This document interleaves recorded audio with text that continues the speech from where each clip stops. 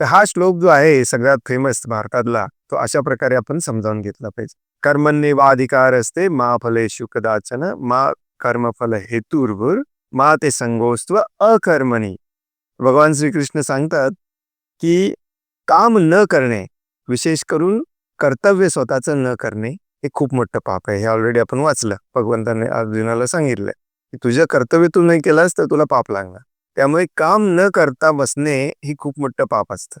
बऱ्याच जणांना अध्यात्म म्हणजे वाटतं मंदिरात जाणे आणि प्रसाद घेणे आणि जप करत बसणे. भरपूर मंदिरामध्ये पण हजारो कामं असतात, ती कोण करणार? प्रभुपादांना पण हजारो कामं होती, ती कोण करणार? सगळ्यांना आता वाटतं की वृंदावनमध्ये जाऊनच आपण राहावं, परंतु भगवंतांची कामं कोण करणार मग? काम न करणारा एक नंबरचा पापी असतो. काम करून फळाची अपेक्षा करणाऱ्यापेक्षा काम न करणारा खूप मोठा पापी असतो, हे लक्षात ठेवा.